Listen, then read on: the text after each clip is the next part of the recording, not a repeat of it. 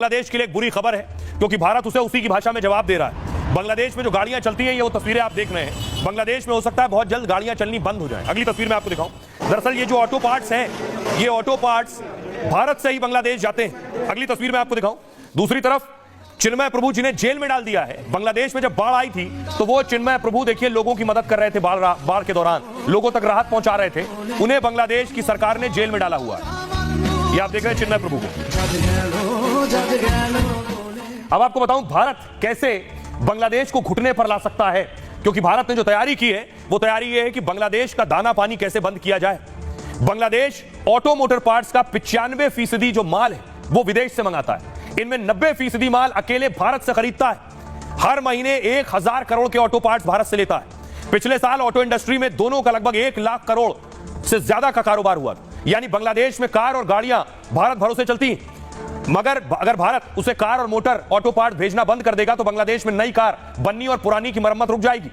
Auto motor part से जुड़ी chamber of trade industry ने बड़ा फैसला लिया है। 1 महीने के लिए बांग्लादेश से कारोबार बंद करने का ऐलान कर दिया है। 1 महीने में वो मोटर पार्ट के लिए तरसेगा और 1000 करोड़ का उसका नुकसान होगा। तो सिर्फ एक अकेले ये नहीं, इसके साथ ही एक और तरीका है बांग्लादेश का पानी बंद करना भी। दाना के साथ साथ पानी बंद करने का भी जुगाड़ है। बांग्लादेश की सबसे प्रमुख नदियां हैं गंगा और ब्रह्मपुत्र, और बांग्लादेश की नदियों के अलावा दोनों बड़ी नदियां भारत से होकर गुजरती हैं। इसके अलावा कई और नदियां भी भारत से जाती हैं। भारत अगर पानी रोक दे या फिर नदियों का रास्ता बदल दे तो बांग्लादेश या तो सूखे से खत्म हो जाएगा या फिर अचानक पानी बढ़ने से डूब जाएगा।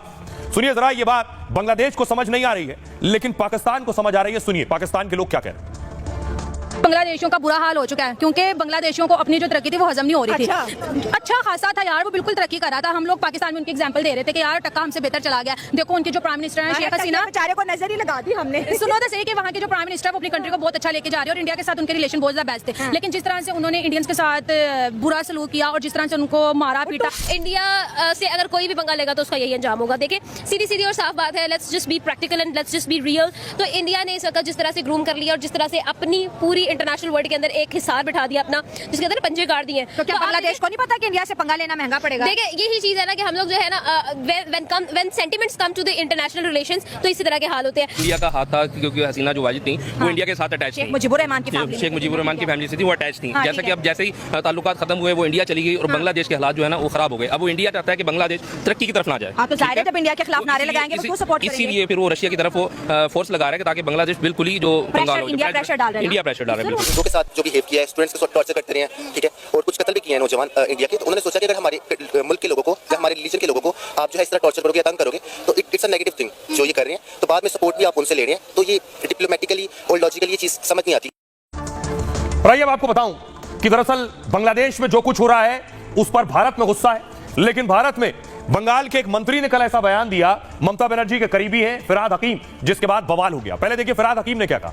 उन्होंने ममता सरकार के बड़े मंत्री का यह विवादित बयान है। फिरहाद हकीम ने कहा बंगाल में 33% मुस्लिम है, पूरे देश में 17% इसलिए अल्पसंख्यक कहलाते हैं, लेकिन आने वाले दिनों में हम अल्पसंख्यक नहीं रहेंगे। समय आएगा जब हम बहुमत में होंगे, बहुसंख्यक होंगे, फिर न्याय के लिए हमें मोमबत्ती नहीं जलानी पड़ेगी बल्कि मुस्लिम खुद न्याय देने लायक होंगे। ममता के मंत्री का इशारा हिंदुओं को और की ओर माना जा रहा है। फिरहाद टीएमसी के बड़े नेता ममता के काफी करीबी हैं। वो कोलकाता के मेयर और कोलकाता पोर्ट से विधायक हैं। सुकांत मजूमदार बीजेपी नेता ने कहा यह समाज में जहर और नफरत फैलाने का एजेंडा है।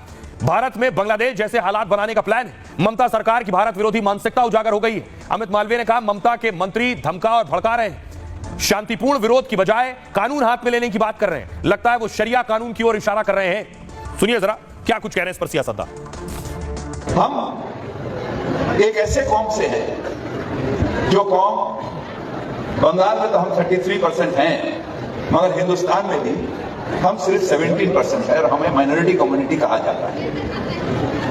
मगर हम अपने आप को माइनॉरिटी नहीं सोचते हैं। हम सोचते हैं अगर अल्लाह की रहमत है हमारे ऊपर, अगर तालीम हमारे साथ है तो हम एक दिन मेजॉरिटी से भी मेजॉरिटी हो सकते हैं। हम लोग मेजॉरिटी बनेंगे। सिद्दीकुल्लाह चौधरी बोले हम लोग हमारे 4। ये प्लान है। प्लान ये है ममता बनर्जी के कि उनको 33% के लिए काम करना है और वही मुसलमान उनको वोट देता है। अब हिंदुओं को डिसाइड करना है कि ऐसा ही चलेगा, आप डर के भाग जाएंगे, पलट के प्रतिबाद करेंगे। हिंदुओं का डिसाइड करने का टाइम आ गया है। फिरहाद हकीम साहब ने कम से कम जो दिल में है वो मुंह में बोल दिया। सिर्फ फिरहाद हकीम साहब नहीं, पश्चिम बंगाल में जितने भी तृणमूल कांग्रेस के मुस्लिम लीडर्स हैं, उनकी मन की मनीषा यही है, चाहते यही हो। और इसमें सारे जो सेकुलर स्यूडो सेकुलर है, ये स्यूडो सेकुलर मिले हुए हैं और वो चाहते हैं कि बंगाल फिर से बांग्लादेश जैसा बन जाए जिसमें मुस्लिम मेजोरिटी हो।